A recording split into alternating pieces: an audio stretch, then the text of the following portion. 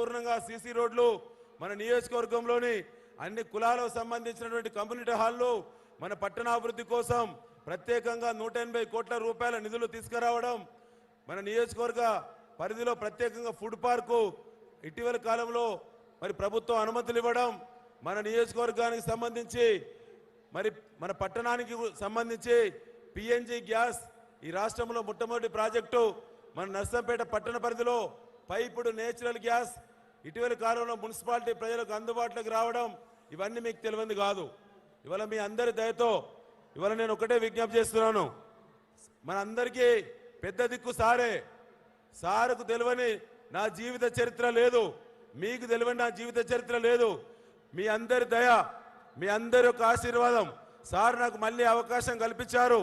మళ్ళీ నన్ను ఎమ్మెల్యేగా మీరందరూ దీవిస్తే ఈ 5 ఏళ్ల కాలంలో కరోనా కష్టకాలంలో మీలో కుటుంబ సభ్యుడిగా ఎట్లా బతికినో, కరోనా సేవల్లో ఫ్రీ ఐసోలేషన్ సెంటర్ పెట్టి 3 సార్లు కరోనా తెచ్చుకొని దెబ్బతిన్న మీ బిడ్డను free isolation centre MLA camp కార్యాలయం ఎదురుగానే పెట్టి 1079 మందికి ప్రాణాలు కాపాడడంలో ఆనాడు వైద్య సేవలు వివిధ పద్ధతులు అందించిన మీ బిడ్డను నియోజకవర్గ వ్యాప్తంగా మరి ఇప్పటి ప్రతిపక్ష పార్టీలు నా మీద పోటీ చేసేటువంటి నాయకులు పత్తా లేకుండా ఆనాడు పారిపోయినా నేను ఎన్నడూ కూడా అడిగెనకేయకుండా మీ మధ్యలో బతికిన మీ బిడ్డను మీ అందరి యొక్క సహకారం సంపూర్ణంగా కావాలని, మీ అందరి ఆశీర్వాదం కావాలని చేసిన అభివృద్ధి పనులు మీ ఇంటి ముందు ఉన్నాయి.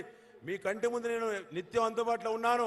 రైతులకు కష్టం వచ్చినా, రైతులకు నష్టం వచ్చినా మహానుభావులు కేసీఆర్ గారు ఏ రీతిలో మన నియోజకవర్గానికి వేలాది మందికి నష్టపరిహారం అందించారో, ఇన్పుట్ సబ్సిడీ ఇచ్చారో మీకు తెలియంది కాదు. నిత్యం మీ వెంటున్న బిడ్డను చిన్ననాటి అప్పటి చూస్తూ ఉన్నారు. ఉద్యమంలో బతికిన బిడ్డను, ఆస్తులు పాస్తులు లేవు, ప్రజలే జీవితం, కేసీఆర్ గారే నాకు దైవ సమానులు, నాకు వేరే జెండా వేరే ఏజెండా లేని మరి అసలు సిసలైన మీ ప్రజాసేవకుడిగా నాకు మళ్ళీ కారు గుర్తుకు ఓట్లేసి అత్యధిక మెజార్టీ ఇచ్చి నాకు మరో అవకాశం కల్పించాలని చెప్పి చేతులు జోడించి అందరికీ శిరస్సు వంచి నమస్కరిస్తూ మరి బీఆర్ఎస్ పార్టీ అధ్యక్షులు గౌరవనీయులు రాష్ట్ర ముఖ్యమంత్రి వర్యులు కల్వకుంట్ల చంద్రశేఖరరావు గారిని మిమ్మల్ని ఉద్దేశించి మాట్లాడవలసిందిగా ఆహ్వానిస్తా ఉన్నాం.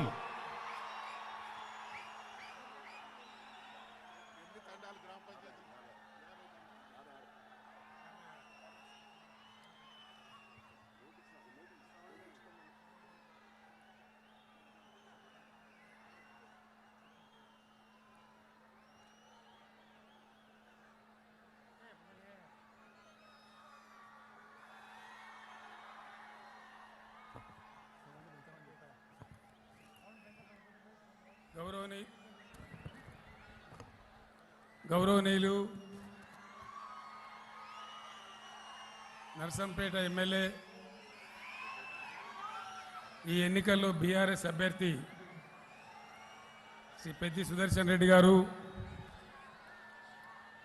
మాన్య మంత్రివర్యులు శ్రీమతి సత్యవతి రాథోడ్ గారు, స్థానిక ఎంపీ శ్రీ మాలతి కవిత గారు, మన శాసన మండలి ఉపాధ్యక్షులు శ్రీ బండా ప్రకాష్ గారు,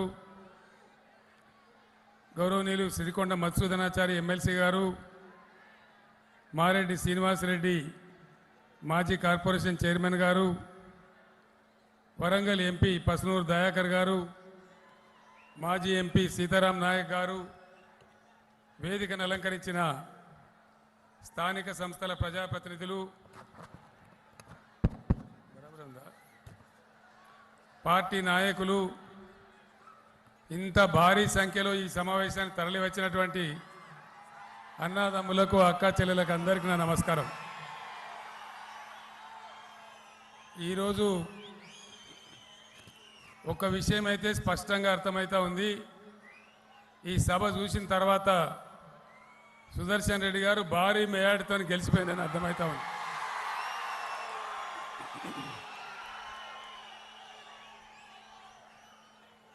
మన దేశానికి స్వాతంత్రం వచ్చి 75 ఏళ్ళు గడుస్తూ ఉంది.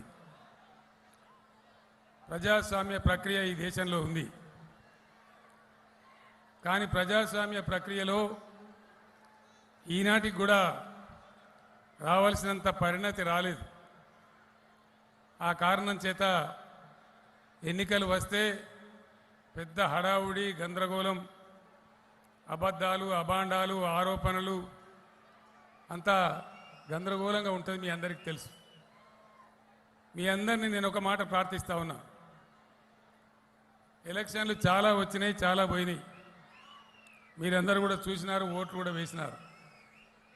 మీ అందరిని నేను కోరేది ఒకటే, నేను ఏదైతే ప్రజాస్వామ్య పరిణతి అని చెప్పినో అది రావాలంటే నేను చెప్పే 4 మాటలు మీ ఊర్లోకి పోయిన తర్వాత మీరు జనంలో చర్చ పెట్టాలి, నిజానిజాలు తేల్చాలి.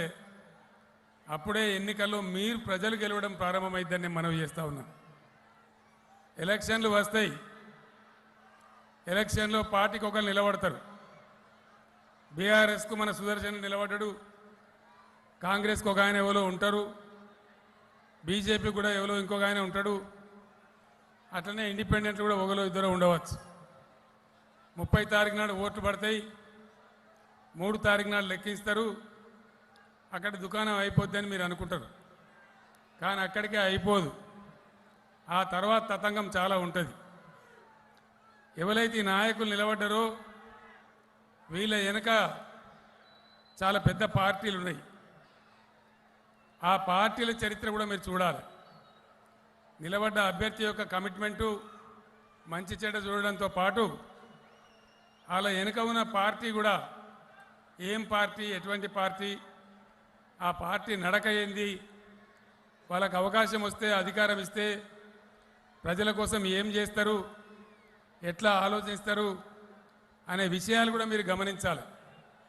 ప్రజాస్వామ్యంలో పరిణతి అంటే అదే అని చెప్పి నేను మనవి చేస్తా ఉన్నా. అందుకోసం దయచేసి మళ్ళా ఒకసారి మీతో నేను కోరుతా ఉన్నా, మీ ఊర్లకు పోయిన తర్వాత, టౌన్లో మీ బస్తీలకు పోయిన తర్వాత నేను చెప్పిన ఈ విషయాలు మీరు నలుగురిలో పెట్టి చర్చించి నిజానిజాలు తేల్చాలని చెప్పి నేను మిమ్మల్ని కోరుతా ఉన్నా. పార్టీల చరిత్ర, బీఆర్ఎస్ పుట్టిందే తెలంగాణ ప్రజల కోసం, తెలంగాణ రాష్ట్రాన్ని సాధించడం కోసం, తద్వారా వాళ్ళకి న్యాయం జరగడం కోసం. కాంగ్రెస్ పార్టీ చరిత్ర మీ ముందు ఉంది. ఒకసారి మీరందరూ దయచేసి ఆలోచన చేయాలి. అసలు ఉన్న తెలంగాణ ఊడగొట్టిన పార్టీ ఏది? ఈ కాంగ్రెస్ పార్టీయే కదా. మనల్ని కరువు గురి చేసిన పార్టీ ఏది? ఇదే కాంగ్రెస్ పార్టీ కదా. కృష్ణా, గోదావరి 2 నదులు ఈ రాష్ట్రాన్ని అంచుకొని పారుతూ ఉంటే గుక్కెడు నీళ్ళియక మంచినీళ్లకు, సాగునీళ్లకు మనల్ని సావగొట్టి చాలా ఇబ్బందులు పెట్టిన పార్టీ ఏది? తెలంగాణ వచ్చినాడు కరెంటు లేదు, మంచినీళ్ళు లేవు, సాగునీళ్ళు లేవు, రైతుల ఆత్మహత్యలు, చేనేత కార్మికుల ఆకలి చావులు, చాలా భయంకరమైన పరిస్థితి. సంసారం చక్కదిద్దినట్టుగా ఒకటి చేసుకుంటూ ఈ 10 సంవత్సరాలు మీకోసం పనిచేసింది బీఆర్ఎస్ ప్రభుత్వం.